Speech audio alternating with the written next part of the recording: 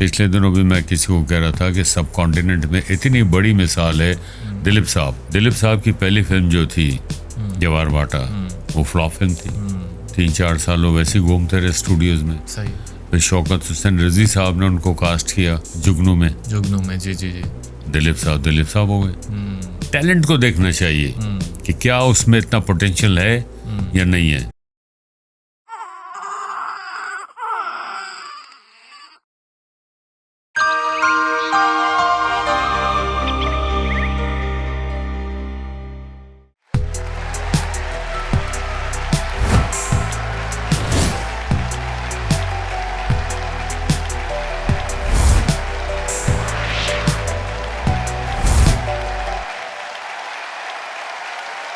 अस्सलाम वालेकुम सर। वालेकुम अस्सलाम। सर क्या हाल है आपके? अल्हम्दुलिल्लाह ठीक ठाक। सर इतने बड़े लेजेंडरी आर्टिस्ट हैं आप, और हमारी ज़िंदगी में मैं कहता हूँ कुछ बहुत थोड़े से अदाकार हैं ऐसे जिनको हम लोग बचपन से देखते आ रहे हैं, लेकिन एक दिन का जिसको कहते हैं ना, उन पर कोई उम्र में फ़र्क नहीं आया, और उनमें आप सैर फहरिस्त हैं। या आपका क्या सीक्रेट है सर? बस अल्लाह का करम ही मैं कह सकता हूँ उसको, और ठीक है, अल्लाह का करम, अल्लाह का करम है, इसके आगे और कुछ नहीं, इसके आगे आप कुछ नहीं कह सकते। सही है, अल्लाह ने सेहत भी दी अल्हम्दुलिल्लाह, माशाल्लाह माशाल्लाह, सारी ज़िंदगी मसरूफ़ रखा, अभी भी मसरूफ़ हैं। और अपनी जो मेरी प्रोफेशनल लाइफ है एक्टिंग, उससे हट के भी मैं काफ़ी काम करता हूँ। कुछ वेलफेयर के भी काम है, कुछ इस तरह के काम है, कुछ और भी पंगे होते हैं लोगों का, हमारा ये करवा दो, हमारा पासपोर्ट नहीं बन रहा, तो हमारा शनाख्ती कार्ड नहीं बन रहा, तो फिर मैं हेल्प आउट कर देता हूँ इस तरह के लोगों को, ताकि उनके प्रॉब्लम सॉल्व हो जाए। सही। आप बुनियादी तौर पे ये कह रहे हैं कि सीक्रेट जो है वो ये है कि बिजी रहना जो है वो इंसान के लिए बहुत ज़रूरी है। नहीं, बिजी रहना चाहिए। उसकी वजह ये है कि ये भी मैं समझता हूँ बहुत बड़ी नेमत है कि आप अपने रोज़गार के साथ मुंसलिक हैं और आप बिज़ी हैं, और इसके साथ साथ जो है आप दूसरों के लिए भी काम कर रहे हैं। क्योंकि मुझे पता है कि जिस वक्त मुझे कोई नहीं जानता था, व्हेन आई वाज स्टूडेंट, तो मुझे अगर कोई घर के काम होते थे तो मुझे जाके लाइनों में खड़ा होना पड़ता था। कोई नहीं जानता था मुझे ऑब्वियसली। तो फिर आप कल आ जाएं जी, या परसों आ जाएं जी, ये हो जाए, तो मुझे बड़ी कोफ्त होती थी कि मेरिट पे काम क्यों नहीं होता। तो अब अगर कुछ लोग मजबूर होते हैं, वो मुझे फ़ोन करते हैं या मुझसे मदद मांगते हैं, तो मैं आउट ऑफ द वे जाकर करता हूँ। मैं कर दूंगा, बेफिक्र। ठीक है। तो ये होता है, और करना चाहिए। ये आपने आप पे गुजरा है ना वो सारा वक्त, तो आपको पता है। बिल्कुल, इसलिए मैं रियलाइज़ करता हूँ चीज़ों को, और ये खिदमत खल्क है जिसकी अल्लाह ताला ने फ़ौक़ियत दी है। वाह। सर सबसे पहले हम कुछ फॉर्मल क्वेश्चंस करते हैं अपने गेस्ट से। उसमें सबसे पहला जो हमारा सवाल होता है वो होता है कि आपकी डेट ऑफ बर्थ क्या है? मेरी है 2 अक्टूबर 1953, लेकिन अगर आप नेट पे देखेंगे तो मुख्तलिफ डेट है उसमें। कभी कुछ है, कभी 51 है, कभी 41 है, कभी 1876 है। अच्छा। ये तो अब आपको पता है सोशल मीडिया पे लोग तहकीक तो करते नहीं। एक दफा दोबारा रिपीट कीजिए, क्या आपने डेट ऑफ बर्थ बताई? आपने डेट ऑफ बर्थ क्या बताई अपनी, जो एग्जैक्ट? 2 अक्टूबर 1953 है आपकी। तो आप लिब्रा बने, आपका स्टार लिब्रा है ना? लिब्रा है। अच्छा, और लिबरल हैं आप? लिब्रा ही हूँ मैं, बिल्कुल। वाह, जबरदस्त सर। अच्छा मुझे बताइए, आप पैदा कहाँ हुए थे? प्लेस ऑफ बर्थ क्या है? मैं इनफैक्ट पैदा हुआ था हैदराबाद, दक्खन इंडिया में। हाँ, फिर 58 में माइग्रेट किया फिर। अच्छा। जी। लोग समझते हैं कराची, अब तो नई जनरेशन की जो है वो ये समझते हैं मैं लाहौर बॉर्न हूँ। मैं जहाँ का भी हूँ ना, Pakistani. This is my priority. माशाल्लाह, ये मैं कहता हूँ बस। सही। लेकिन आप 10 साल तक मतलब तकरीबन वहाँ पर ही रहे, दक्कन में ही रहे आप? 58 में माइग्रेट किया। 58 में ना? तो हाँ, सॉरी, तकरीबन मतलब 5-6 साल इस तरह करके। कुछ याद है मेमोरीज उस जगह? यस, बिल्कुल याद है। अच्छा। अल्लाह मग़फ़िरत फरमाए मेरी अम्मी की, कि वो मुझे तुम्हें कैसी याद है बातें। अच्छा। क्योंकि मेरे फादर थे वहाँ पुलिस में। अच्छा। And my grandfather was commissioner there. तो मेरे फादर को शिकार का बड़ा शौक था। अच्छा। तो मुझे याद है कि वो उस ज़माने में जो स्पोक्स वाली टायर गाड़ियाँ होती थी ना, टायर स्पोक्स वाले होते थे सर, तो वो शेर, चीते, इन चीज़ों का शिकार करते थे वो। अच्छा, ओके। तो वो जब गाड़ी की छत पे डाल के लेके आते थे तो हम लोग डर के अंदर भाग जाते, तो खून निकल रहा होता था शेर से, चीते मार के लाते थे वो। तो उनकी जो खालें थी, उनकी खालों की जैकेट्स भी मैंने पहनी हुई हैं। फिर वो फादर मेरे साथ ले आए, फिर उनकी जैकेट्स बनवाई। अच्छा। तो बस फिर वो मैं लाहौर आ गया, फिर वो पता नहीं कहाँ चली गई, क्या हुआ क्या नहीं हुआ। लेकिन ये मेमोरीज आपके जहन में हैं? मेमोरीज है, वो भी है। फिर माय मदर फ्रॉम बॉम्बे। अच्छा। फिर वहाँ से आए हम लोग, फादर मेरे पहले आ गए थे। अच्छा जी। क्योंकि मेरे फादर जो थे वो पुलिस में थे, तो सरकारी मुलाजमीन जो उनका बाहर जाना परमिशन लेनी पड़ती थी सारा मतलब, तो मेरे फादर एस्केप करके आ गए थे। ठीक है। एक इंसिडेंट ऐसा हुआ था, तो फादर ने देखा कि यहाँ पे वो रिवॉर्ड नहीं मिल रहा, क्योंकि मेरे फादर ने एक बहुत बड़ा काम किया था। तो लेकिन जो रिवॉर्ड था उसका कुछ और लोगों को मिल गया। तो मेरे फादर डिसहार्टेड हुए। फिर उन्होंने कहा नहीं, ये तो फिर बच्चों के साथ भी यही होगा, एक प्लेजरिज्म जो होता है। समझ गया। ठीक है, ठीक है। तो फिर मेरे नाना बॉम्बे में रहते थे, तो मेरी अम्मी, हम सब बहन भाई हम लोग बॉम्बे आ गए। बॉम्बे भी मुझे याद है थोड़ा थोड़ा। अच्छा। यस, अच्छा, वो भी मुझे याद है थोड़ा थोड़ा। सही। तो अल्लाह ताला ने आपको हाफजा जो है वो अच्छा अता किया। यस, अल्हम्दुलिल्लाह, माशाल्लाह माशाल्लाह। सर बेसिकली अभी तो आपने खैर बता दिया पेरेंट्स का, मुझे बताइए बहन भाई कितने थे आप लोग? 5 भाई थे, अब 3 रह गए। मेरे बड़े भाई का इंतकाल हुआ अभी 2 साल पहले। जो छोटा भाई था मेरा, उसका इंतकाल हुआ 96 में हो गया था उसका इंतकाल। अच्छा। उसको हेपेटाइटिस हो गया था कुछ। so sorry। तो बस देखिए, ये तो जिसको आना है उसको जाना है। कुल्लु नफ्सुन ज़ाइक़तुल मौत। आपका नंबर क्या था भाइयों में? मेरा क्या? आपका नंबर क्या था? आप किस नंबर के? मेरा नंबर 3। नंबर 3। अच्छा, मिडिल चाइल्ड है, सबसे बड़ी बहन है। अच्छा, ठीक है। फिर उसके बाद जो मेरे बड़े भाई थे जिनका इंतकाल हुआ, वो देन फिर मैं। अच्छा, फिर आप हैं। ठीक। तो पहले ये था कि मुझे मतलब बेफिक्री थी कि बड़े भाई हैं, फादर के इंतकाल के बाद वो सबको लुक आफ्टर करते थे। अब उनका इंतकाल हो गया, तो अब now this is my responsibility. तो मैं फ़ोन करते रहा अपने भाइयों को, भतीजों को, उनको फ़ोन करते रहता हूँ, छोटे भाइयों को, हाँ भाई क्या हो रहा है, खैरियत है, सब ठीक है। ये वो बाप का रोल अब आपके कंधों पर वो करना पड़ता है, वो करना चाहिए। हाँ, ताकि उनको किसी चीज़ की कमी ना महसूस हो। ये ना हो कि जी हमारे फादर का इंतकाल हो गया जी, तो कोई पूछने वाला नहीं है। ऐसी चाहे कितनी उम्र हो जाए, एक इंसान के अंदर एक एहसास। बिल्कुल। सर, घर का माहौल कैसा था आपका? आप लोग थोड़ा स्ट्रिक्ट माहौल था या जरा ओपन थे पेरेंट्स? नहीं, बहुत सिंपल। अच्छा, सिंपल, ओके। बहुत सिंपल। यानी मुझे याद है जब मैं लाहौर आ गया, उस वक्त ये था कि हमारे घर में दस्तरखान बिछता था। अच्छा। खाने का। अच्छा। लेकिन डाइनिंग टेबल थी। ठीक है। लेकिन शुरू से जो एक ट्रेडिशन चली आ रही थी, रवायती जो एक रवायती, वो व्हाइट कलर की, वो चांदी नहीं कहते, उसके ऊपर रेड कलर का दस्तरखान। अच्छा। और सब घर वाले बैठ के जमीन पे खाना खाते? घर वाले बैठ के जमीन पे खाते थे। क्या बात है। अच्छा सर, मुझे बताएं, ये गुल्लू भाई जो हम आपको बुलाते हैं, ये आपके घर का नाम है या बेसिकली ये फिल्म इंडस्ट्री ने आपको नाम दिया? नहीं, घर का नहीं है। घर का नहीं है ना? ये हुआ ये था कि मेरा एक टीवी प्ले चला था जब मैं बिल्कुल नया था। That was prominent TV drama जो पॉपुलर हुआ था। उसमें मेरे कैरेक्टर का नाम गुल्लू था। अच्छा। तो वो मेरे कोलीग से, पीटीयू का दौर था वो। ठीक है। तो वो देख के फिर मेरे दोस्तों ने जो थे स्कूल के, मोहल्ले के, उन्होंने कहना शुरू कर दिया। कॉलेज के, मैं उसको कॉलेज में आ चुका था। ठीक है। तो फिर गुल्लू कहना करते फिर वो जब मैं लाहौर आ गया तो यहाँ पे भी लोगों को यही पता चल गया। अच्छा।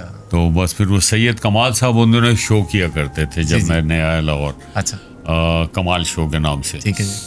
तो उन्होंने फिर मुझे कहना शुरू कर दिया, फिर सबने कहना शुरू कर दिया। सही। तो वो आपका नाम फिल्म इंडस्ट्री में फिर एंटर हो गया। हाँ। सही। अच्छा, घर का कोई नाम था आपका जो वालिदा या वालिद कहते थे आपके? यस, एक और नाम भी है मेरा। हाँ। जो घर में कहते हैं बहन भाई, अम्मी अबू भी कहते थे, वो है अजहर। अच्छा, ये दक्कन के जो लोग होते हैं उनकी खास क्वालिटी होती है। उनके 2 नाम होते हैं। एक तो वो जो ऑफिशियल नाम है, ओके, और एक छोटा नाम होता है जो घर में होता है।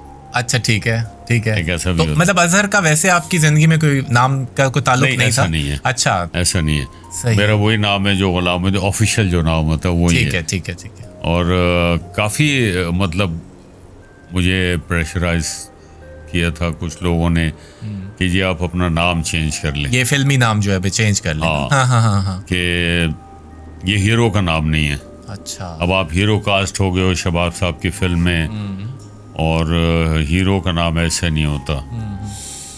मैंने कहा देखिए जी बात सुने, नाम मैं नहीं चेंज करूँगा, क्योंकि टीवी से मेरा नाम चलता रहा है। जब मैं पीटीवी करता था, ये वॉइस ऑफ अमेरिका भी मैंने किया, रेडियो किया, मॉडलिंग की, इस तरह के काफ़ी काम मैंने क्यों। मैंने कहा नाम रखने का जो इख्तियार है वो पेरेंट्स के पास है, अगर मैं अपना नाम चेंज कर लूँ तो वो हर्ट होंगे। और ये नाम जो है ये मेरे दादा का नाम था, जब उनका इंतकाल हुआ तो मेरे फादर ने, मेरी मदर ने मेरा ये नाम रखा। अच्छा अच्छा अच्छा। मैंने कहा नाम निकलने हो सकता है फिर आप फिल्म से कट हो जाए, मैंने हो जाऊँ, नाम मैं नहीं बदलूँगा। सही सही सही। पर देखिए आपका एतकाद अल्लाह पे हो, एतमाद हो जी तो फिर आपको कामयाबी मिली। शायद वही एक बात थी जिसकी वजह से अल्लाह ने इसी नाम को चला दिया। और सर दूसरी एक और बात भी है ना कि कॉन्फिडेंस का भी पता चलता है ना इंसान का कि अपने ऊपर कितना Confidence का, एतमाद है। बिल्कुल। मेरा ख्याल है नाम बहुत स्टाइलिश रख लेना और कामयाब ना होना, ये भी बहुत सारी मिसालें मौजूद हैं। बिल्कुल। अब कुछ लोग हैं ऐसे जिन्होंने नाम चेंज किए थे, तलत हुसैन साहब थे, अल्लाह उनको गरी की रहमत करे, टीवी के बहुत बड़े आर्टिस्ट, बहुत नाम था उनका। तो जब वो आए शबाब साहब की फिल्म में, आई थिंक इंसान और आदमी, अच्छा जी। तो उसमें उन्होंने नाम रख लिया, नाम चेंज किया गया उनका फारूक जलाल। अच्छा ये मुझे नहीं पता। हाँ नहीं, आप तो काफी हो क्वाइट यंग, तो आपको नहीं पता, मुझे हाँ, तो हाँ। पता है ना। फारूक जलाल नाम रखा। फारूक जलाल अच्छा, नाम और वो रख नहीं दिया। चला फिर नाम उनका वो ना। नहीं चला। हाँ फिल्म चल गई, हाँ हाँ हाँ लेकिन फिर वो दोबारा तलत हुसैन हो गए। हाँ हाँ। तो कॉन्फिडेंस शेक करने की बात है। Exactly. मैंने कहा नहीं, मेरा नाम यही रहेगा। बिल्कुल बिल्कुल बिल्कुल सही है। सर मुझे बताइए कि थोड़ा बचपन के मतलब ये बताएं कि आप कोई, आपको याद है आप गेम्स कौन सी खेलते थे और दोस्तों गेम? के साथ? हाँ ये जो गली में जैसा बच्चे खेलते हैं। क्रिकेट, क्रिकेट खेलते थे आप? क्रिकेट में खेलता था, वहाँ भी एक टीम बनाई थी मैंने। अच्छा जब मैं स्कूल स्टूडेंट था, जी। मेरे दोस्तों ने मिलके, उसका नाम था अल्लामा इकबाल क्रिकेट क्लब। अच्छा जी। और हमारे सामने एक और टीम थी। एक्चुअली पहले हम सारे जना क्रिकेट क्लब में थे। अच्छा अच्छा उसके बाद हम फंडे हुए, वो एज ही ऐसी होती है, हमने कहा हम अपनी अलग टीम बनाएंगे। ठीक है। हम लोगों ने फिर बनाई अल्लामा इकबाल क्रिकेट क्लब। अच्छा ठीक है। अब हमारी और उनकी लगती बड़ी थी। अच्छा और उस दौर में आप समझे कि जब संडे को मैच होता था तो तमाम फैमिली जो होती थी ना, कम से कम 100-150 अफराद, ठीक है। वो आके बैठ जाते थे मैच देखने। अच्छा, देखो अच्छा। अल्लामा इकबाल टीम जीतती है, ये जना टीम जीतती है। ठीक है ठीक है ठीक है। तो अच्छा दौर था, क्रिकेट बहुत खेली है मैंने। और इंडस्ट्री में आने के बाद भी मैंने क्रिकेट टीम आपने बनाई। ये जो अदाकारों के मैचेस होते थे वो भी आपने काफी खेले हैं? जब जिसमें? वो जो टीम आपकी बनती थी, अदाकारों की जो टीम हाँ। बनती थी ना फिल्म इंडस्ट्री में, मुझे याद मैंने है आपको। बनाई थी वो। हाँ वही मैं कह रहा हूँ ना, उसमें भी आप बहुत एक्टिव थे। मैंने ही बनाई थी वो टीम। और उस ज़माने में जब पहली दफ़ा टीम बनी तो उसमें नदीम साहब और खालिद भट्ट साहब हमारे आर्टिस्ट थे, इकबाल हसन साहब, अच्छा। एजाज अख्तर, सही। शफकत साजन, सजाद के फादर, सजाद अली के फादर। अच्छा जी अच्छा। तो शुरू तो हम लोगों ने फ्रेंडली मैचेस खेले, उसके बाद फिर बड़ी बड़ी टीमों से मैचेस खेले हमने। अच्छा यानी एक मैच हमारा हुआ था PIA लाहौर से, अच्छा जी उसमें 4 टेस्ट क्रिकेटर थे, ठीक है। आसिफ मसूद, सलीम अल्ताफ, आफ्ताब गुल और शफकत राना, ओह अच्छा। सारे टेस्ट क्रिकेटर। सही। तो वो मैच हम जीत गए। तो बड़ी धूम मच गई जनाब, अखबारों में आ गया कि फिल्म एक्टर्स की टीम ने टेस्ट क्रिकेटर्स की टीम को हरा दिया। उसके बाद उन्होंने कहा दोबारा मैच रखो। अच्छा मैंने कहा अब तुक्का लग गया, रहना अब नहीं खेला, अब टाइम नहीं है, अब हमें टाइम क्या नहीं है। बात। फिर उसके बाद उससे मैंने वेलफेयर के बड़ा काम किया। वो जो मैचेस मैंने करवाए, और मेरा ख्याल है 300-400 मैचेस हुए। अच्छा और जो फंड रेजिंग के लिए मैच थे उसमें फिर मैंने जो फंड रेजिंग की उसमें फ्लड अफेक्टीज के लिए, अर्थक्वेक विक्टिम्स के लिए, सही। फिर शौकत खानम हॉस्पिटल के लिए खास साहब घर आए थे मेरे पास, मैंने उनको ब्रीफ किया, फिर मैं उनको दिया, सारा कुछ हुआ। इंडस्ट्री में मैंने एक वेलफेयर फंड बनाया, पता नहीं जो बेचारे ज़ख्मी हो जाएं, वो अफोर्ड नहीं कर सकते इस तरह के, उन लोगों को। फिर कुछ मंथली भी कुछ मैंने लगा दिया था जो बहुत ज़्यादा ज़ईफ़ थे, पुराने लोग थे, सीनियर थे। तो वो सिलसिला चलता रहा। उसके बाद फिर कुछ हालात ऐसे हो गए, दहशत गर्दियाँ बढ़ गई, तो वो फिर मुझे परमिशन नहीं मिली। फिर वैसे भी प्रॉब्लम ये हुआ कि आर्टिस्ट आप समझें कि मैक्सिमम कराची मूव कर गए। सही है। अब मैं लाहौर, वो कराची, तो वो मैच नहीं हो पा रहा था आपका। हाँ, वो कोऑर्डिनेट करना बड़ा मुश्किल हो जाता था। फिर एजुकेशन कहाँ की आपकी? एजुकेशन मेरी ना ही पूछो तो अच्छा। अच्छा, नहीं मुझे से बता दें है कहाँ की, मतलब आपने कहाँ स्कूल जो है आपका? हाँ, मैंने ग्रेजुएशन किया सर। अच्छा, ग्रेजुएशन। हाँ, ग्रेजुएशन किया, बीए किया। ठीक है। और बस गिरते पढ़ते कर लिया मैंने। और इधर लाहौर से? कराची से। कराची से? हाँ, जब मैं आ गया ना, लाहौर मूव कर गया। जी जी जी। तो फिर मूवीज में बिजी हो गया। फिर मेरे दोस्तों ने मुझे फ़ोन किया, लगे यार वो कर दो, अच्छा है, एक डिग्री हाथ में आ जाती। मैंने कहा चलो ठीक है। और सप्लीमेंट्री में गया होता ना, 2 पेपर मेरे फेल हो गए थे, मैं रह गया था उसमें। फिर मैं गया भाग दौड़ करके, मैं कहा पेपर दे दिया। बहरहाल थैंक गॉड कि उसमें मैं पास हो गया। तो कम से कम ये हुआ कि एक वो डिग्री होल्डर तो हो गया ना, कि मैं चलो बीए किया जैसे भी। और उस दौर में डिग्री का होना बहुत ज़रूरी भी था। बहुत ज़रूरी है। और बज़ाहिर जब लोग बात करते हैं कि आप जैसे पढ़े लिखे लोग, तो मैं दिल में हंसता रहता हूँ। नहीं सर, मैं तो अक्सर ये बात करता हूँ कि पढ़ाई लिखाई इंसान करता है बड़ा आदमी बनने के लिए। जब अल्लाह ताला ने आपको बड़ा आदमी बना दिया तो वो फिर ब्लेंड हो जाती है ना चीज़, उसका वो इतना नहीं रहता। अच्छा, ये मुझे बताइए, एक बड़ी इंटरेस्टिंग चीज़ मैंने आपसे पूछनी थी कि क्या टीवी ज्वाइन करने से पहले आपने कोई जॉब्स की हैं? नहीं, जॉब नहीं थी। आपने कभी भी नहीं की कोई और जॉब? जॉब इस मकसद के लिए की कि जैसे कि मैंने आपको अपनी टीम का जिक्र किया ना। हाँ जी, हाँ जी। तो हमारी टीम गई हैदराबाद के टूर पे, कराची टू हैदराबाद। ओके। अब उसमें चाहिए थे पैसे कि वहाँ होटल पे भी रहना है और ट्रेन के किराए का खर्चा भी। तो हम सारे दोस्त बैठ गए, अब क्या करें। ज़ाहिर हो तो घर से मिलते थे पैसे स्कूल टाइम में कि भाई ये खर्चे के पैसे हैं, ये फीस के पैसे हैं। तो एक हमारा दोस्त था, उसका नाम था बलीग। तो वो शिप पे काम करता था वो। अच्छा, ओके। तो उसने कहा कि अगर तुम लोग 1-1.5 महीना या जॉब कर लो तो मैं तुमको सैलरी भी दिलवाऊंगा और पैसे भी इकट्ठे हो जाएंगे। मैंने कहा चलो ठीक है। तो फिर मैं और मेरे 4-5 दोस्त थे जो गरीब गुरबा दोस्त। अच्छा। हमने कहा ठीक है, मैं दिलवा दो। तो वहाँ फिर मजदूरी की फिर। अच्छा, वो कितना अर्सा तकरीबन आपने किया? 1 महीना? वो जो आप कह रहे हैं 1 महीना ही आपने किया वहाँ पे काम? 1-1.5 महीना किया। 1-1.5 महीना। हाँ। तो काम कैसा था? वो मुश्किल था? वो जो लेबर होती है, अच्छा, लेबर का काम था। वो लोहे की शीट्स होती थी, तो उनको रस्सी से बांधना, उनको पीठ पे डालना, फिर दूसरी जगह ले जाकर छोड़ना उनको। तो इस तरह का। तो कुछ याद है क्या पैसे मिले थे आपको? याद है, बिल्कुल याद है। कितनी थी सैलरी? वो किस तरह बोल सकते हैं, याद है। बल्कि मैं कभी कोई बात छुपाते नहीं है, इसलिए मैंने पूछा भी। जी। और फिर पैसे आ गया हैदराबाद। अच्छा। रानी बाग एक जगह है वहाँ पे। अच्छा। तो वहाँ मैच खेला, उसकी तस्वीर अभी भी पड़ी है मेरे पास। अच्छा। तो वो उसका अपना एक मजा था, उस लाइफ का भी अपना एक मजा था। क्या बात, जबरदस्त।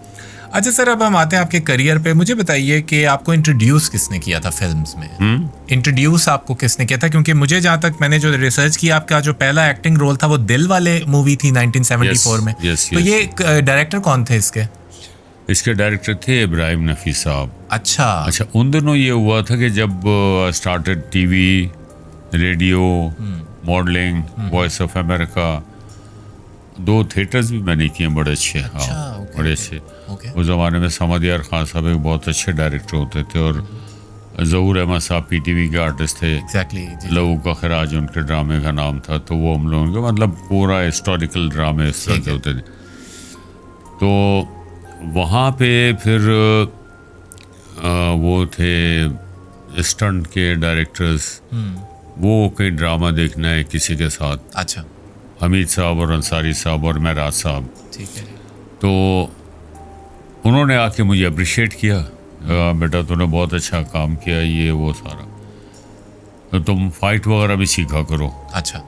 मैंने कहा क्यों? कहने लगे फिल्मों में काम करो। फिर मैंने कहा जी यहाँ तो फिल्में ही नहीं है कराची में, तो मुझे कौन फिर पे करेगा? तुम्हें काम करें, सीखो इसको, काम आती कभी चीज़। मैंने कहा ओके। फिर मैं स्टूडियो चला गया। वहाँ फिर मैंने बाज़ाब्ता फ़ाइट सीखी और मैंने 99% ओरिजिनल किया हमेशा।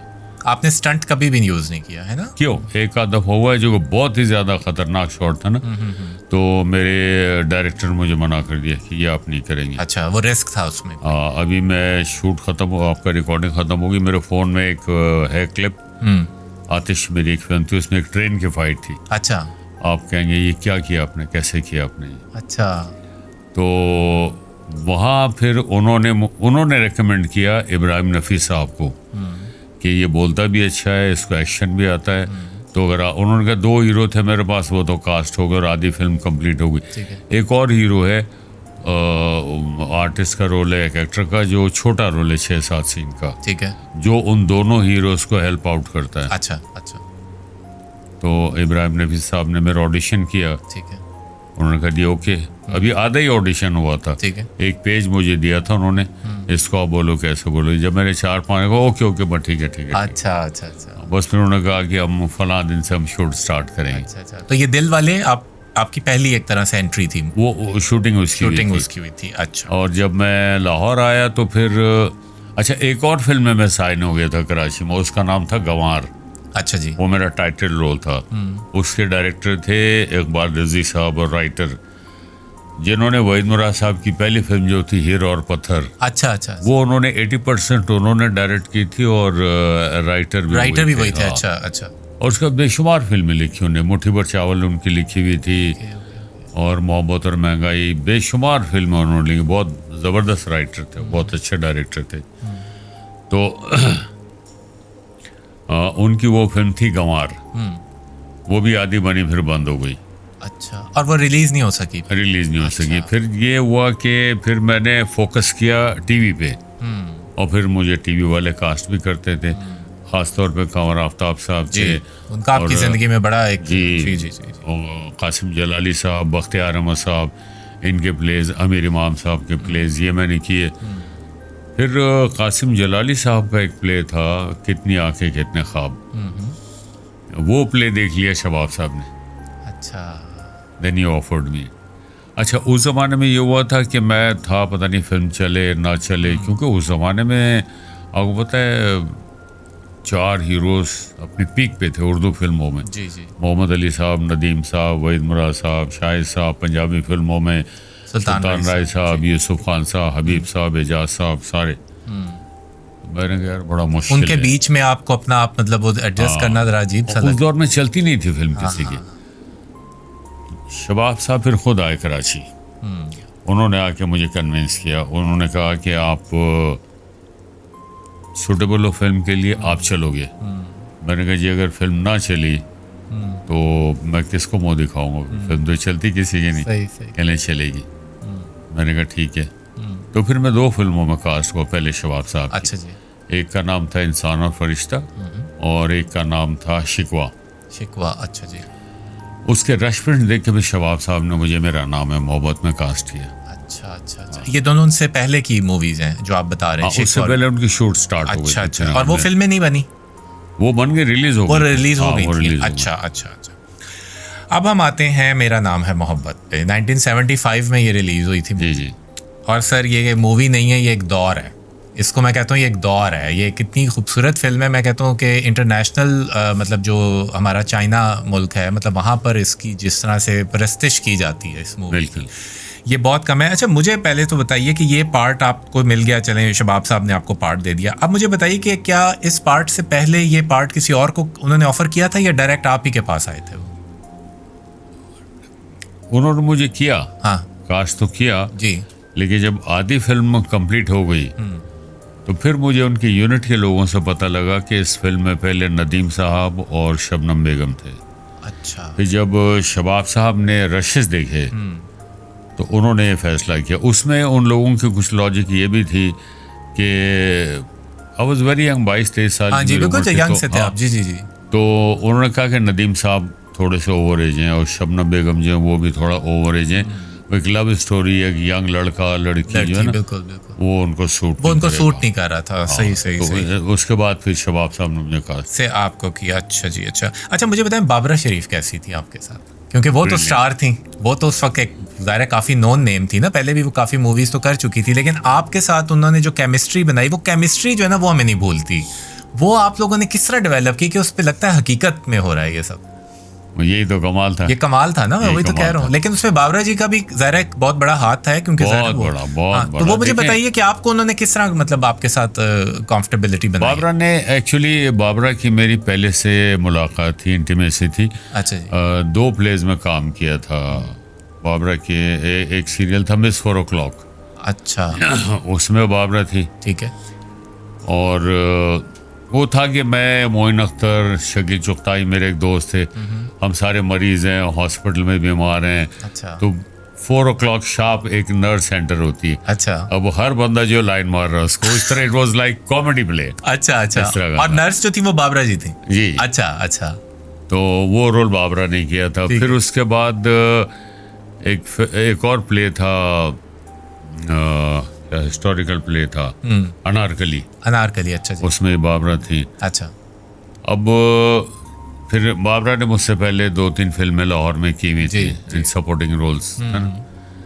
तो फिर जब हम लोग मेरा नाम है मोहम्मद में कास्ट हो तो जानते थे एक दूसरे को बहुत।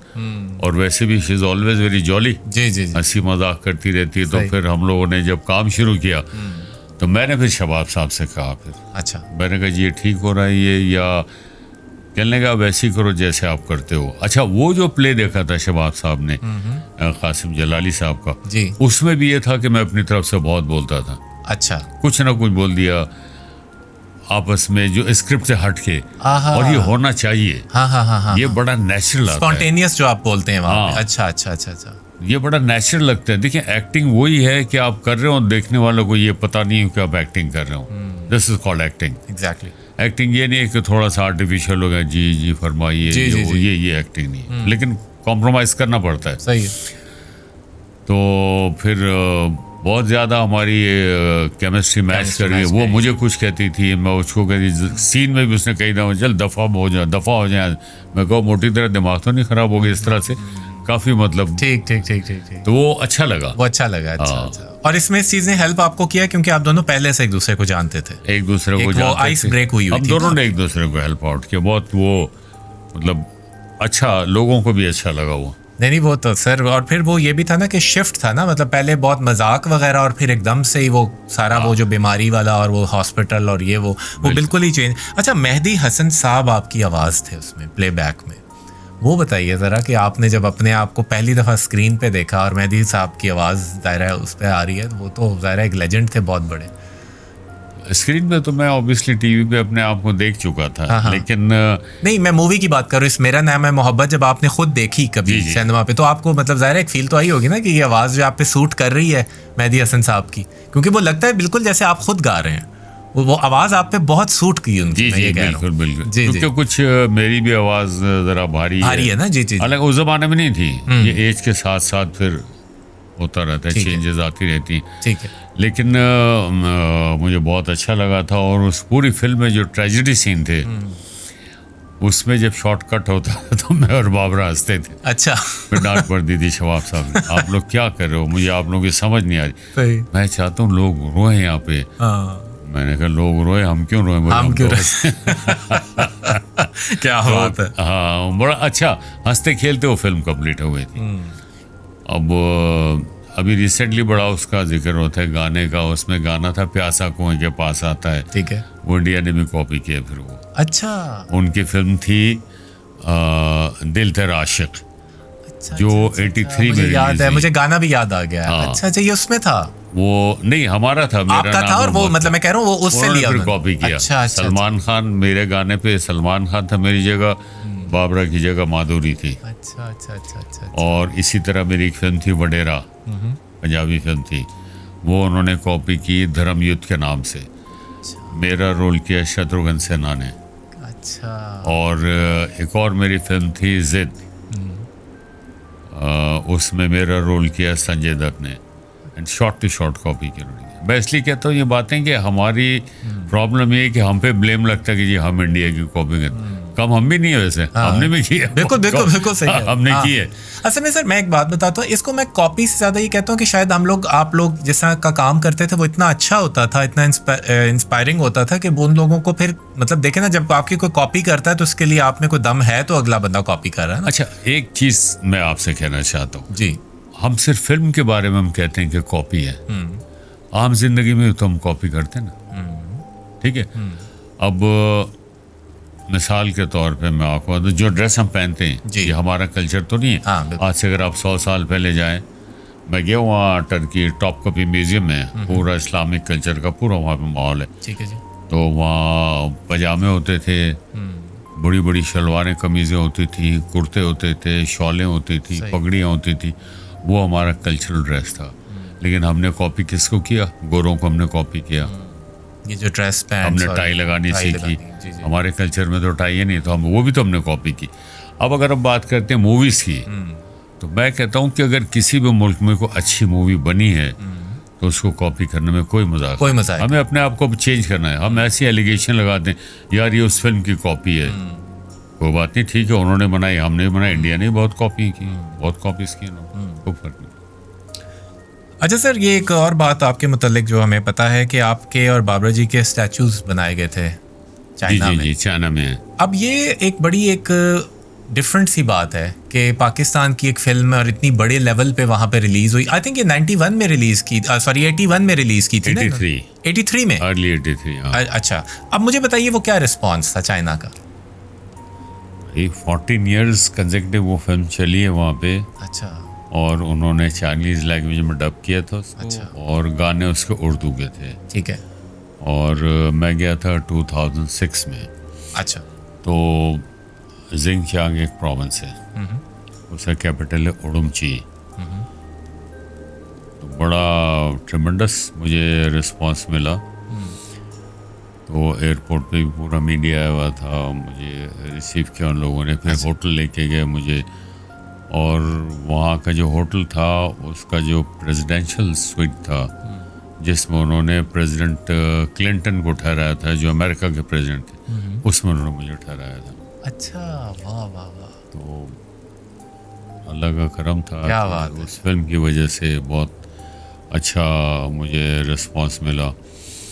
और फिर जब मैं मॉल वगैरह में जाता था शॉपिंग करने, तो ख़वातीन जो थी वो कानों को बंदे उतार के मुझे दे देती, कुछ और चीज़ें उतार के दे देती कि वो इलाज कर। मर्द हजरात भी, अच्छा। किसी ने टाई उतार के दे दी मुझे, क्या रास्ते में मिल गया मुझे। सही। तो बड़े लविंग, बहुत अच्छा लगा उन लोगों से मिल के। सर ये वाली मोहब्बतें अब नहीं रही ना, अब की दौर में ये वाली मैं देखता हूँ कि लोग ना अपने आर्टिस्ट को उस तरह प्यार नहीं करते जिस तरह आप लोगों को मिलता था उस दौर में। सही बात है ना, क्या बात है। अच्छा सर, इसके बाद एक और फिल्म है, बहुत ही बड़ी फिल्म, मुझे वो मतलब मेरी भी बड़ी फेवरेट है, मुट्ठी भर चावल। जी 1978 में राजेंद्र वो जो थे सिंह बेदी, उनका नॉवेल था एक चादर मैली सी, उसकी वो अडेप्टेशन थी। उनके राइटर भी वो थे इंडिया के राजेंद्र सिंह बेदी। जी जी। अच्छा, अब मुझे बताएं सबसे पहले कि मेरा ख्याल है पाकिस्तान में वो एक वाहिद आर्ट मूवी है जो कि कामयाब हुई थी। आर्ट मूवीज पहले भी लोगों ने बनाई लेकिन वो नहीं।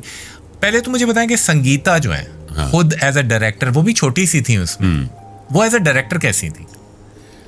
संगीता ने जो पहली फिल्म डायरेक्ट की थी उसका नाम पता है आपको? नहीं पता? मुझे लगा वो ये सोसाइटी गर्ल। अच्छा, जिसमें आपका नाम आसिफ होता, याद है आपको? आसिफ नाम होता है आपका उसमें? मेरा? हाँ, उसमें आपके कैरेक्टर का नाम आसिफ होता है ना। अच्छा, मुझे याद है ना, मुझे फिल्म का नाम मुझे याद है। ठीक है, जो उन्होंने बाद में ड्रीम गर्ल के नाम से रीमेक भी की थी संगीता आपा ने, मुझे याद है। हमने देखी थी वो मूवी, 97 में आई थी। उसका मुझे नहीं पता। फिर दोबारा वो जो थी ना सोसाइटी गर्ल, वो संगीता की पहली फिल्म थी। अच्छा, उस वक्त ये था कि मैं भी बहुत ज़्यादा बिजी था। ठीक। सुबह 10 बजे शबाब साहब की शूट स्टार्ट होती थी। जब उन्होंने मुझे ऑफ़र की तो संगीता, कविता, उनकी मदर वो मेरे घर आए। तो उन्होंने कहा ये फिल्म है, हम तो शूटिंग करना चाह रहे हैं। मैंने कहा टाइम का प्रॉब्लम है, हमारा तो सेट लग रहा है। अच्छा। तो मैंने कहा तो बड़ा मसला है, मैं तो शबाब साहब की शूटिंग कर रहा हूँ। बहरहाल उसको मैनेज करना था। मेरे जहन में ये था कि एक आर्टिस्ट है, एक औरत है, मेहनत कर रही है, तो सपोर्ट दो। सब मेरा मजाक उड़ाते थे। अच्छा। वो संगीता का हीरो, संगीता का हीरो। यहाँ पे एक बड़ा मसला है, कोई नया काम करे ना सारे उसको क्रिटिसाइज करेंगे बजाय अप्रिशिएट करने। एनीवे, तो अब टाइम पता है कौन सा डिसाइड हुआ है जी। सर्दी के दिन थे, सुबह 6 बजे से पौने 10 बजे तक। अच्छा। और मैं रात को 2-3 बजे किसी और की शूटिंग पैकअप करके मैं घर जाता था। सही। और सुबह में शार्प 6 o'clock मैं सुबह संगीता के सेट पर पहुंचता था। सर्दी थी, हीटर लगा हुए थे उन लोगों ने। अच्छा। सेट पे संगीता तैयार थी बिल्कुल। ठीक ठीक ठीक। और उन्होंने फटाफट 2-3 सीन किए। फिर अगले 3-4 दिन तो मैं करता रहा। भी शबाब साहब को पता लगा। अच्छा। ये कह ले आप संगीता की फिल्म की शूटिंग करके आते हो सुबह? मैंने कहा किस वक्त? मैंने कहा मैं सुबह 6 बजे वहाँ जाता हूँ और 10 बजे मैं आपके पास आ जाता हूँ। ठीक है। कमाल हो गई, आप मुझे बताते तो मैं आपको कुछ दिन निकाल के पूरे दिन दे देता। मैंने चले ठीक है, थैंक यू सो मच। तो लेकिन ये है कि वेरी एनर्जेटिक, जितनी मेहनत से संगीता काम करती है ना, मैंने ऐसे मर्दों को भी नहीं देखा। सही है। उसके बाद में बहुत सारी फिल्में की मैंने संगीता की। सोसाइटी गर्ल के बाद मुट्ठी भर चावल भी की, ताकत को तूफान भी की, मुझे गले लगा लो, और पता नहीं कौन कौन से की। काफी फिल्में की आपकी काफी उनसे, मतलब still she is very energetic. क्या बात है। क्या, और अभी तक काम कर रही हैं? काम कर रही है। कितनी, मतलब उनके अंदर ये है सलाहियत कि वो अभी भी लगी हुई हैं अपनी फील्ड में। अच्छा, मुझे बताएं कि मुट्ठी भर चावल का रिस्पांस जो था। मुट्ठी भर चावल का रिस्पांस ये था कि मेरी पहली फिल्म थी मुट्ठी भर चावल, जिसमें मैं सिख बना था जी। वो देन जीवा जी जी जी। देन सखी बादशाह। फिर एक और फिल्म थी, पता नहीं क्या नाम था उसका, पाकिस्तान कुछ ऐसे। अच्छा जी। तो मुट्ठी भर चावल जो थी वो तो all over the world Sikh community में बहुत पॉपुलर। शायद ही कोई ऐसा सिख होगा जिसने वो फिल्म नहीं देखी होगी। और इस हवाले से भी कि उसके राइटर, जैसे आपने बताया, राजेंद्र सिंह बेदी साहब थे जी। एक चादर मैली से। मुझे इंडिया जाने का इत्तेफाक हुआ, और वो ऐसे हुआ कि फ़खर जमान साहब मेरे दोस्त थे, पीपल्स पार्टी के वो प्रेसिडेंट थे पंजाब के। सेनेटर भी थे। और एकेडमी ऑफ लेटर्स के वो चेयरमैन भी थे। 12 ज़बानों में उन्होंने किताबें लिखी। Very literary person. तो उनके दोस्त थे अफजाल शाहिद। तो उन्होंने मुझे कहा कि यार उधर सिख बड़ा पूछते हैं आप। अच्छा। तो उनको लेके आओ कभी, आपकी हर साल कॉन्फ्रेंस है, उन्होंने वर्ल्ड पंजाबी कांग्रेस बनाई, तो आप चलो, मिलना चाहते हैं लोग वहाँ के सरदार आपको। मैंने कहा ठीक है। तो बहरहाल मैं चला गया। तो वहाँ तो पूरी दुनिया से सिख हजरात आते थे। सही है। कनाडा से, तो बैंकॉक से, तो थाईलैंड से, तो इंग्लैंड से, अमेरिका से। जो कॉन्फ्रेंस होती थी बहुत बड़ी चंडीगढ़ में। अच्छा जी। तो मिले वहाँ पे बहुत लोग, मिलने भी आते थे, बहुत खुश होते थे। तो वो अपनाइयत आपको दिखी उनके अंदर। सही। तो वो पूछते थे कि आप किस तरह करते हो। मैंने कहा जिस वक्त वो तैयारी हो जाती है ना, गेटअप हो गया या सेट पे पहुंचे, तो फिर वो दूसरा ही दिमाग शुरू हो जाता है। सही। वो बिल्कुल आप उस कैरेक्टर में ढल जाते हैं ना। वो फिर जैसे आपकी जबान भी चेंज हो जाती है, आपका एक्सेंट भी चेंज हो जाता है। मुझे अल्हम्दुलिल्लाह, मैं आपको एक बात बताऊं कि मुझे वैरायटी बहुत मिली है। अब संगीता की एक फिल्म थी महल मेरे सपनों का। अच्छा जी। उसमें मैं बना था बलोच। अच्छा। वो हमारे कराची मकरानी भाई जिनको नहीं कहते, जी, ब्लैक कलर और कुंडला वाले वाल। अच्छा। उस तरह करके। सही। उसमें भी मैंने एक्सेंट भी चेंज किया था। ठीक। पूरा अड़े हो तुम हम लोग को नहीं जानता है, जाड़े अपना शिकल गुम करो। वो उनका ये स्टाइल है। वो मैंने वो भी किया। ठीक। मुट्ठी भर चावल में मैंने उर्दू में पंजाबी का लहजा लगाया, तो वो भी बहुत अच्छा लगा। तो अल्हम्दुलिल्लाह मुझे वैरायटी बहुत मिली है। और कई जगह तो ये हुआ कि मैंने गानों के रोल छोड़े और मैंने कैरेक्टर किया। आमिर खान एक फिल्म थी यूनुस मलिक साहब की, अल्लाह मग़फ़िरत करे उनकी। तो वो मुझे आए कहानी सुनाने, घर आए तो मैंने सुना। तो मैंने कहा ये रोल कौन कर रहा है, जो वकील है जो पागल हो जाता है, जिसकी बहन का मर्डर हो जाता है। अच्छा। तो वो कहने लगे अभी सोचा नहीं मैंने किसी का, 1-2 लोग हैं ज़हन। अच्छा। तो मैंने कहा अगर ये रोल मैं करूं, कहने लगे इसमें तो गाना भी कोई नहीं है, कोई हीरोइन भी कोई नहीं। मैंने कहा ना हो हीरोइन, मैं ये रोल करना चाहता हूँ। कहने लगे फिर अब ये रोल कौन करेगा? फिर मैंने किसी और हीरो का नाम बताया, मैंने उसको ले लो आप। तो वो रोल मुझे बहुत पे कर गया, बहुत। ठीक है, आपको खुद ब खुद ही अब सारी जिंदगी तो आप गाने नहीं गा सकते ना। और दूसरा आप परफॉर्मर्स की कैटेगरी में आते थे ना, और दूसरा आपका टेलीविजन का भी बैकग्राउंड था, तो इसलिए भी एक डिफरेंट चीज हो जाती है। बिल्कुल बिल्कुल। अच्छा, फिर एक 94 में मेरी फेवरेट फिल्म आई, सर का टाइम सा। वो तो मैं कहता हूँ कि साइंस फिक्शन सईद रिजवी साहब की मूवी, और वो तो सर एक ऐसी मूवी है कि मुझे तो आपसे, आज आप सामने बैठे हुए, मैंने आपसे पूछना था कि जब आपको उन्होंने बताई वो मूवी, उसकी कहानी बताई, आपने वो एक्सेप्ट कैसे की? क्योंकि वो तो एक बिल्कुल एक आपके जो आप पर्सोना है आपका एज एन एक्टर, उससे बिल्कुल हट के थी वो, कि एक मरा हुआ आदमी है और उसकी गर्दन जो है वो एक और मुजरिम के ऊपर लगाई हुई है बेसिकली, और उसमें आपको लिटरली देख के सॉरी टू से लगता था कि आपकी वाकई डेथ हुई है। मैंने हमेशा डिफरेंट रोल्स को प्रेफर किया, जैसे मैंने अभी आपको बताया था ना, मैंने गाने वाले रोल छोड़ दिए। जी जी जी। और मैंने वो रोल किया जो एक वकील है जो पागल हो जाता है, तो वो भी एक डिफरेंट कैरेक्टर था, और एक बड़ी साइंस फिक्शन फिल्म थी पाकिस्तान की। तो इसलिए मैंने कहा मैं करूँगा, ज़रूर करूँगा। और बड़ा प्रॉपर टाइम दिया, बहुत अच्छा लगा, बहुत पसंद की लोगों ने फिल्म। और उस दौर में भी लोग हैरान थे पाकिस्तान में कि ये इस तरह की भी फिल्में बनती हैं।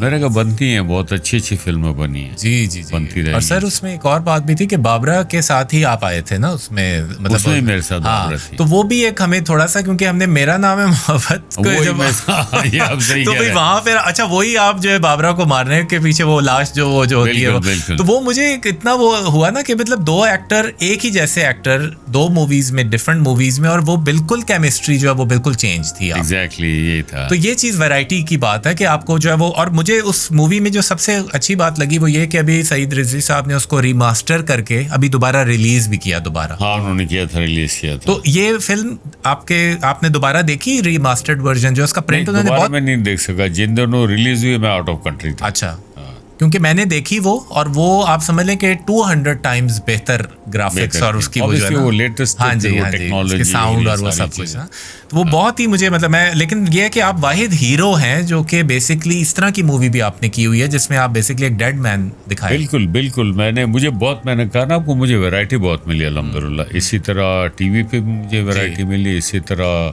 फिल्म्स में भी मुझे मिली है। और अच्छा था। स्टिल मैं अभी भी मैं एक फिल्म बना रहा हूँ, उसका नाम है रेड लाइन। अच्छा, it's a Punjabi film. Okay. जो गवर्नमेंट ऑफ पंजाब मोहतरमा मरीम नवाज ने फंडिंग की है फिल्मों के लिए, वो हम लोगों का मुतालबा था। काफ़ी अरसे से मैं भी था और बिजी था इसी कामों में, मेरे दूसरे साथी।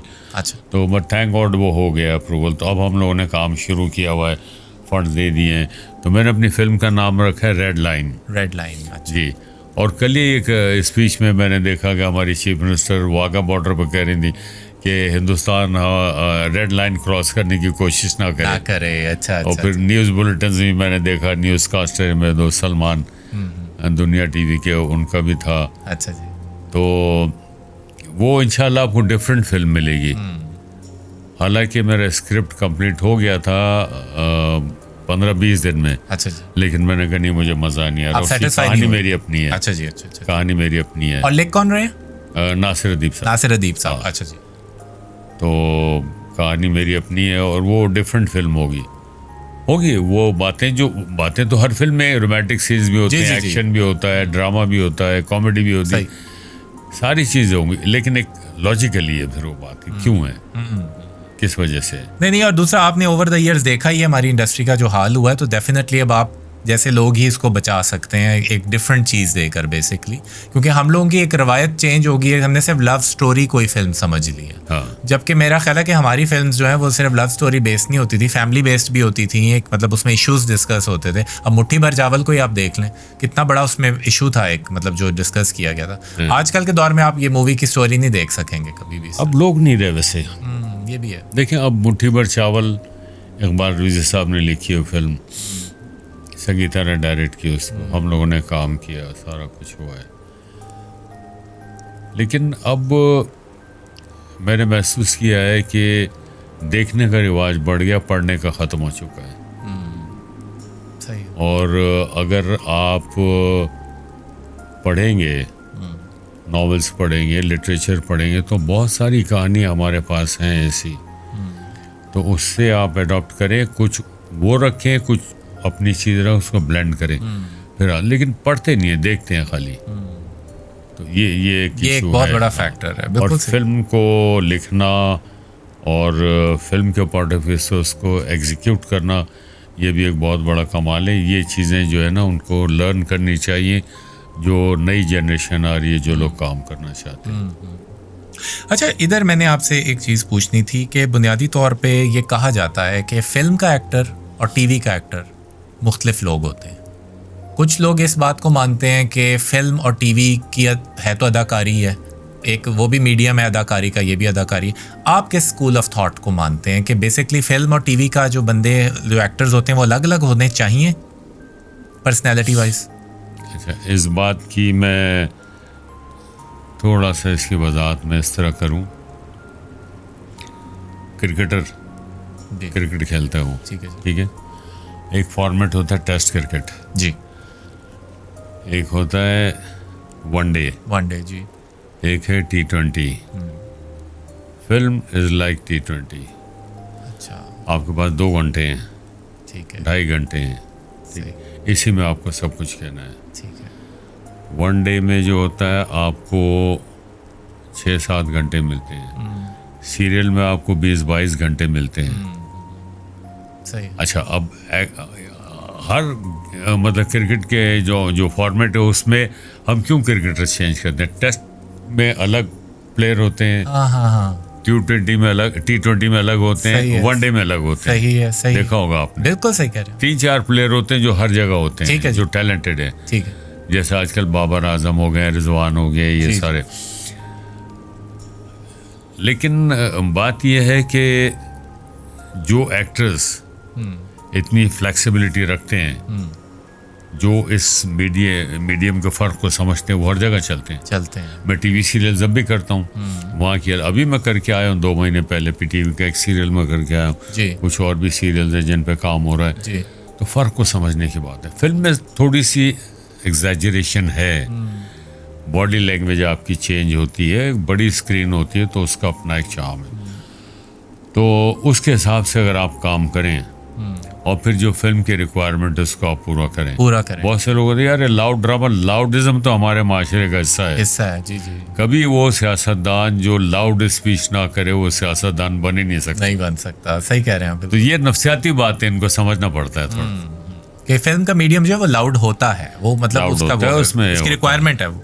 अब तो खैर टीवी पे भी शुरू हो गया है। जी, बिल्कुल। अच्छा सर, एक गेम हम यहाँ छोटी सी खेल रहे हैं, इसका नाम है वन चॉइस गेम, ठीक है। वन चॉइस में ये होता है कि बेसिकली मैं आपसे कुछ चीज़ें पूछूंगा, आपने बताना है कि आपको उनमें क्या पसंद है, ठीक है ना। आप मुझे बताएं आपका सबसे फेवरेट फूड क्या है, आप खाते क्या हैं शौक से? फूड में तो मुझे एक कौरमा होता है ना, कौरमा, वो है, और माश की दाल, अच्छा, एंड फ्राइड फिश, ये 3 चीज़।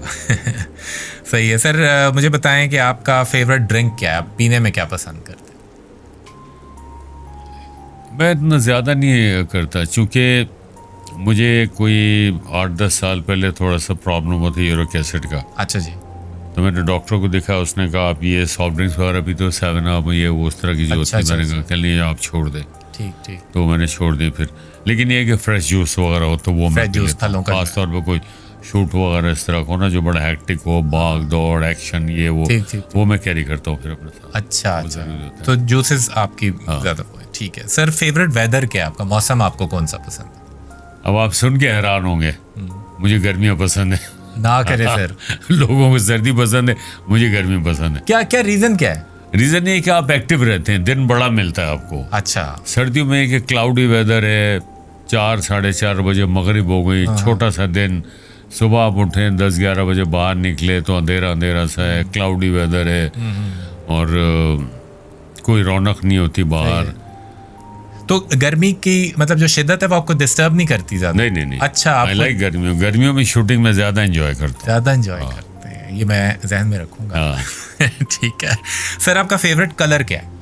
ब्लैक।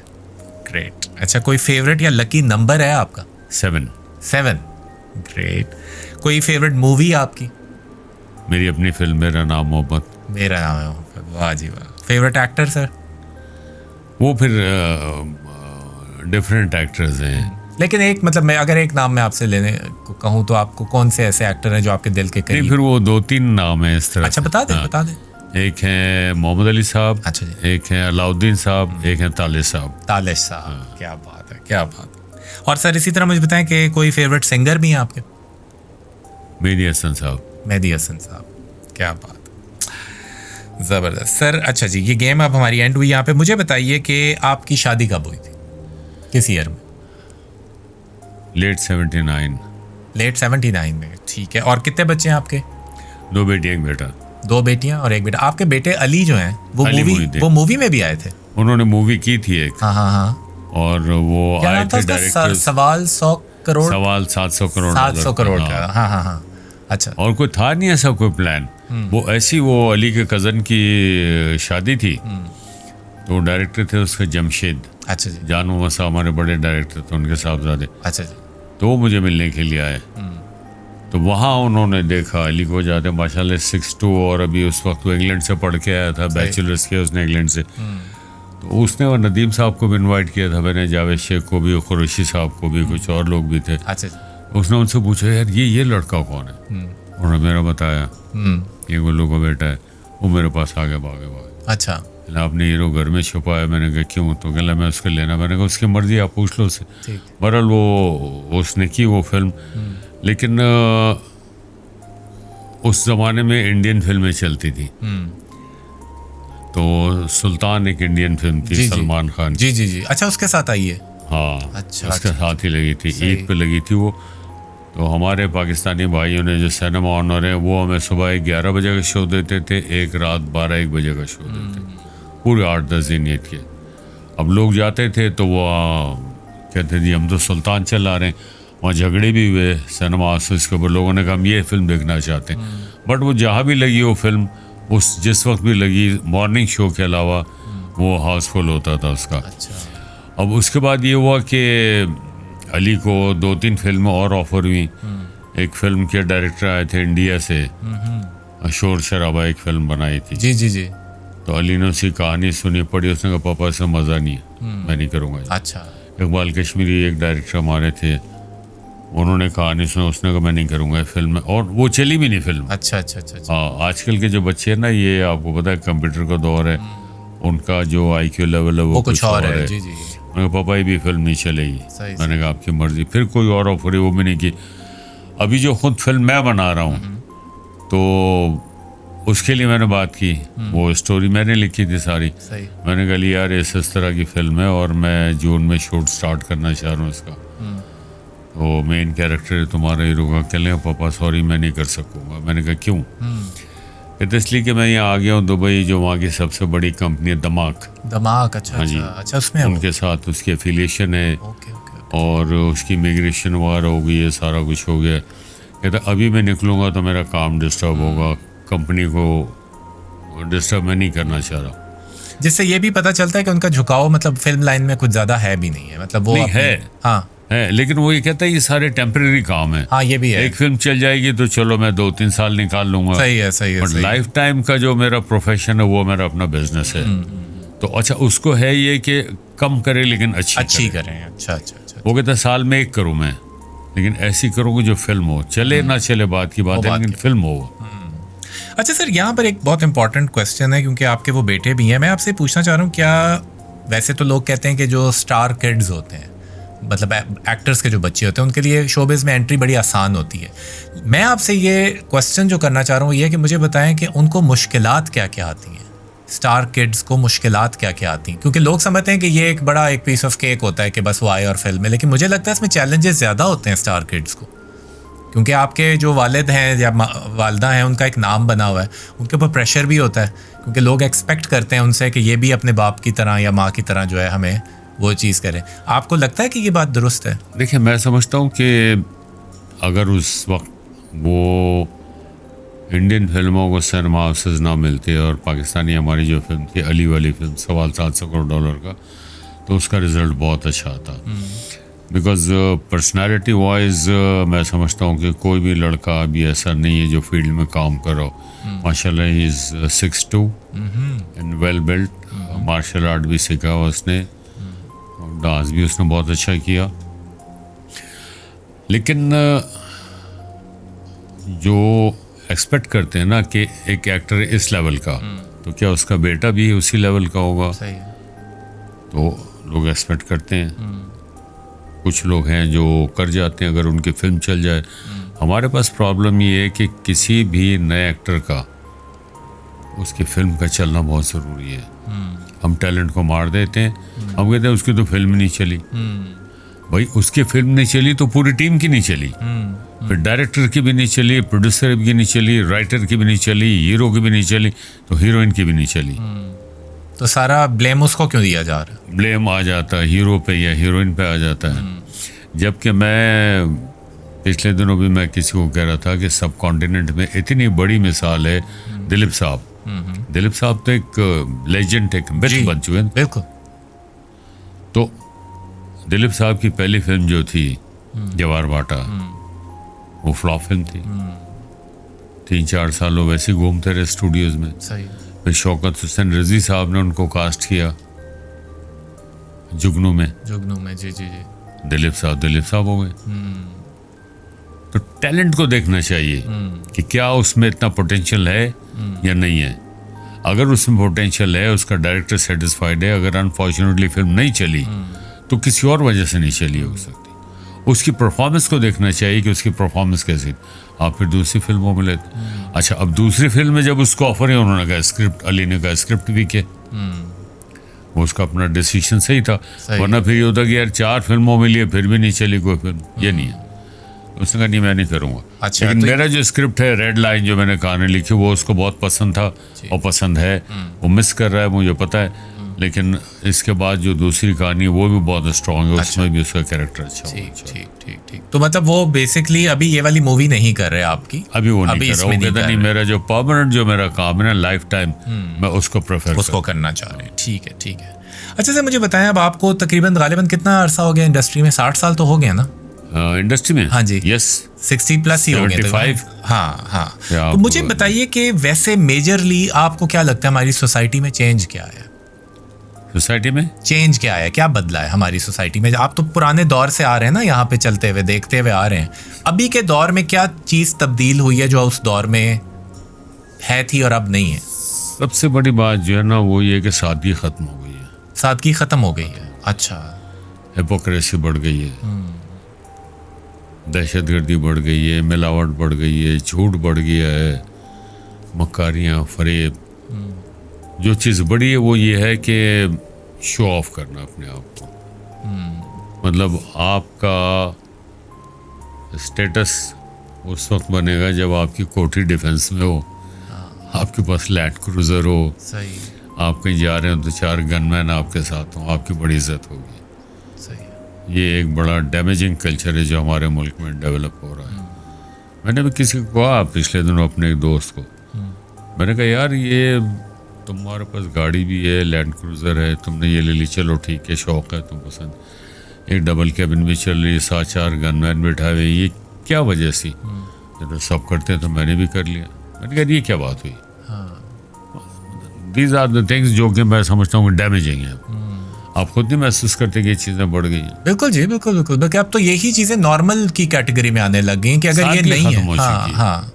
जितनी सादगी पहले थी ना, और फिर वो जो हम लोग हमारे कल्चर की जो रिवायात थी हमारे ख़ानदानों की, मिलना जुलना, अब तो पड़ोसी का नहीं पता होता कि आपका पड़ोसी में कौन है। एग्जैक्टली, बिल्कुल सही कह रहे हैं।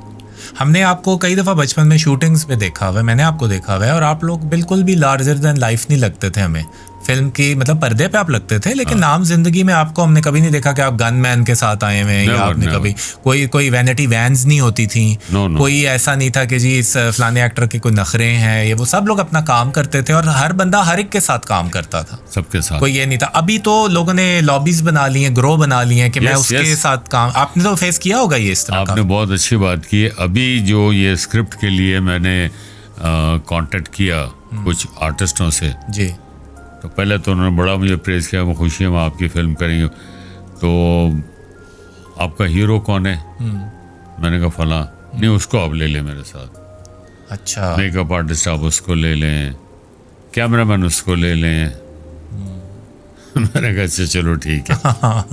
नहीं, वो ये ना कि आपका एक विजन है, आपके विजन में वो अपने आप को बीच में मतलब मुसल्लत कर रहे हैं कि आपको यूं करना चाहिए। मतलब मेरे ख्याल से फिल्म मेकर वो इसलिए भी कि वो जैसे आपने एक बड़ी अच्छी बात की थी, ग्रुपिंग और लॉबिंग वाली बात है। जी जी। मैं कर रही हूँ, मैं तुझे भी करवा दूंगा, या मैं कर रहा हूँ, मैं तुझे भी करवा दूंगा।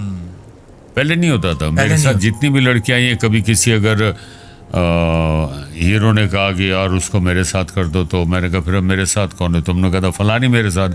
क्या नहीं, वो जिद कर रहा उसको उस हीरोइन के मेरे साथ कर। अच्छा। मैंने कहा उसको तो फिर आपके, मैंने को नई लड़की ले आओ। सही है। मुझे अपने कैरेक्टर से गर्ज है। मैंने कभी कि हीरोइन के सपोर्ट, मतलब आप फेवरेटिज्म को कभी भी हक में नहीं रहे? No. अच्छा अच्छा अच्छा अच्छा। ये देखें ना, यही तो क्वालिटीज हैं आप लोगों की जो मिस हो गई हैं इन लोगों में। ये एक चीज़ है। बल्कि वो फिरदौस साहब ने एक बड़ी अच्छी बात की थी जब वो आए थे, कि वो कह रहे थे कि बेसिकली शो ऑफ जो है ना, उसको इन्होंने अदाकारी समझ लिया हुआ है। वही मैंने आपको कहा ना, शो ऑफ है, आर्टिफिशियलिटी है। हालांकि अदाकारी में तो ये चीज़ें होती नहीं। और मैं कहता हूँ चले मॉडल में तो फिर भी समझ में आती है मुझे कि मॉडलिंग में चले आपको खूबसूरत दिखना है, वो अदाकारी में तो मतलब गुड लुकिंग होना या तो जैसा कैरेक्टर होगा उसके हिसाब से। जैसे आपने कहा कि आपने जैसे बताया कि आप मतलब मकरानी भी बन गए, तो आपको कोई वो नहीं था ना कि मतलब मैं ऐसे दिखूंगा तो कैसे लोग मुझे वो करेंगे। और वो लोग पूरा मुंह काला किया हुआ था अपना, और बाल कुंडला वाले जो घुंघरू वाले बाल होते हैं वो होते हैं। एंड सो मच सो, एक मेरा टीवी प्ले था, उसमें एक सीक्वेंस था जहाँ मैं भाग रहा हूँ और पुलिस मेरे पीछे है, मैं पुलिस का काबू नहीं आ रहा। फिर पुलिस में जो गोली मारती है तो मेरी टांग में गोली लगती है। अच्छा। अब मेरे जो प्रोड्यूसर थे वो ओबी वैन में बैठ कर, रात की शूटिंग थी, तो नीचे उतर गया, कहने लगे आप कहीं सही भागने लगते हो, कहीं आप लंगड़ाने लगते हो। अब गोली लग चुकी है आपको। अच्छा। अब आपको लंगड़ाना है थ्रू आउट। अच्छा। फिर मैंने कहा अच्छा ठीक है। फिर आ गए, नहीं नहीं नहीं सही नहीं हो रहा, अब लंगड़ा के भागे। मैंने कहा अब हो जाएगा ठीक। तो उसमें मैंने पेशावरी चप्पल पहनी हुई थी।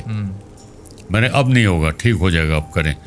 तो मैंने अपनी जेब से रुमाल निकाला, एक पत्थर निकाला इतना बड़ा, मैंने अपने तले के नीचे रखा, पत्थर मैंने बांध लिया, ऊपर से मैंने पेशावरी चप्पल पहन ली। मैंने कहा अब करें, वो मैंने भागना शुरू किया।